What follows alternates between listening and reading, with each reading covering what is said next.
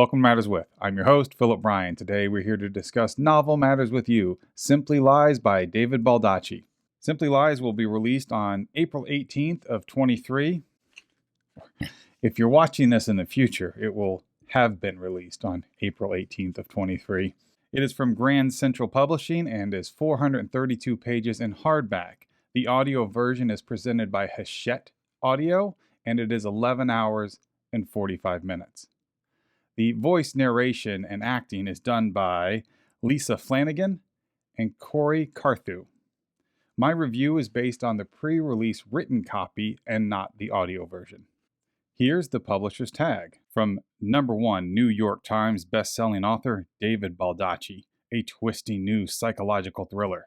A former detective and a dangerous con artist go head-to-head in an electrifying game of cat and mouse.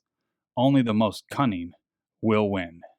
Here's how the review will go. I will walk us through the plot setup. I will discuss the characters and I will discuss aspects of the story, but I will refrain from spoilers overall. Before I get going, if this is your first time to one of my reviews, thank you. If you are a returning viewer, thank you again.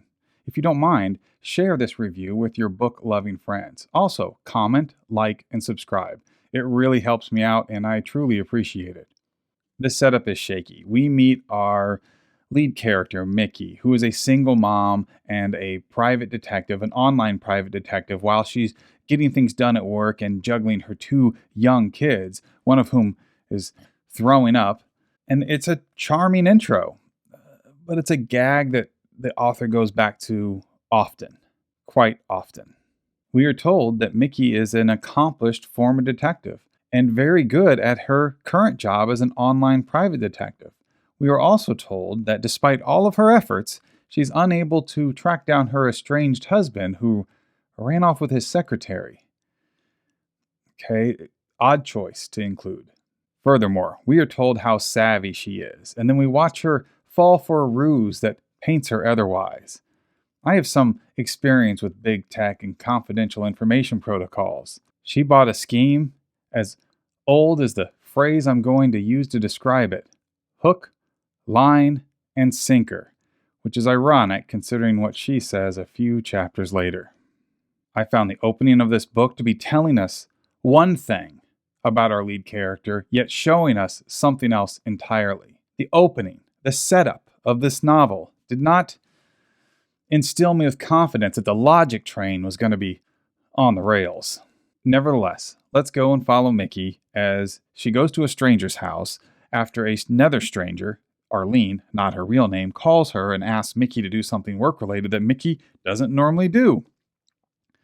Okay? That's what we're going to do. This setup, I don't want to give away all the details, but the setup of this novel, if we were in a movie theater, the matriarch of some large family toward the front would be yelling at the screen, "What you doing?" And I would nod in agreement and also quiet annoyance that I was witnessing this along with this family and that I'm in the room with a screen screamer.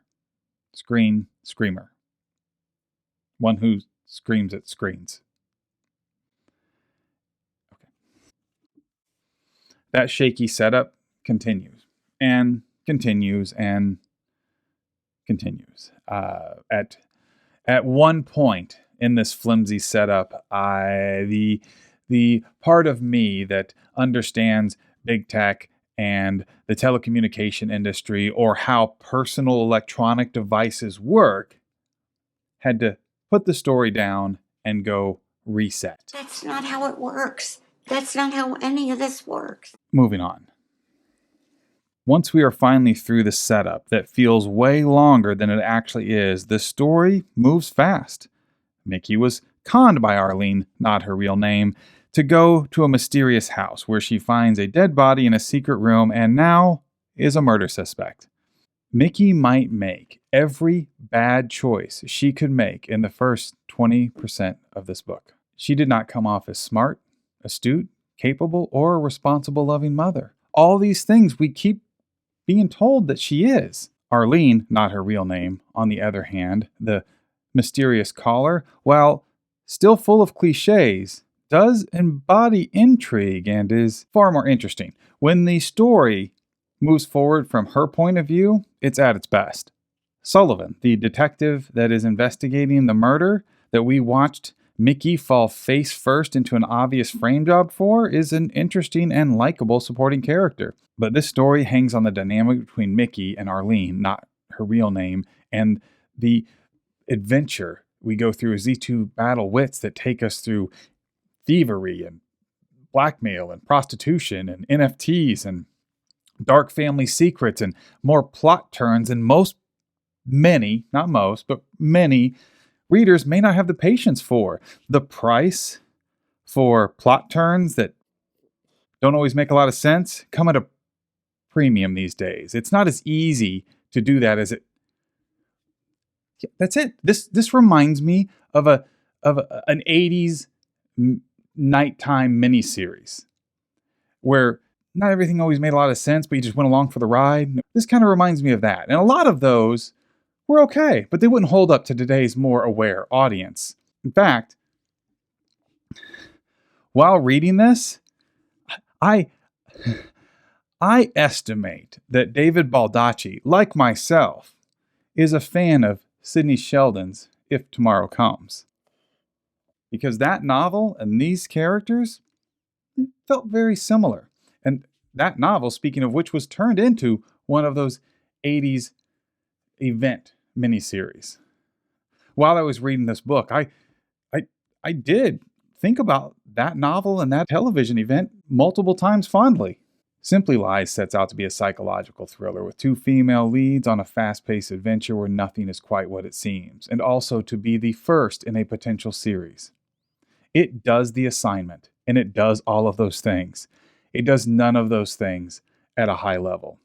If you make a deal with yourself to not detective the detective work or plausibility check any of the reason, this may be a B or a B+. But from a critical standpoint, that's not something I can do. It's a C.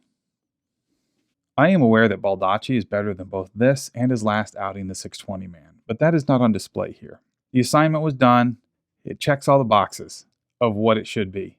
But again, it doesn't do any of those things very well, but it does do them. It is a psychological thriller that takes us on an adventure with these two complicated female leads, and nothing is what it seems. Note, I checked. If Tomorrow Comes is still in print and also digitally available pretty much anywhere. I will put a link for it and Simply Lies in the description of this video. What did you think of Simply Lies? What is your favorite David Baldacci book? Who is an author you would like to see me review? Let me know in the comments. I'll do my best to get an early copy of their next book, but ultimately that's up to the publisher. Thank you for watching. We'll talk soon.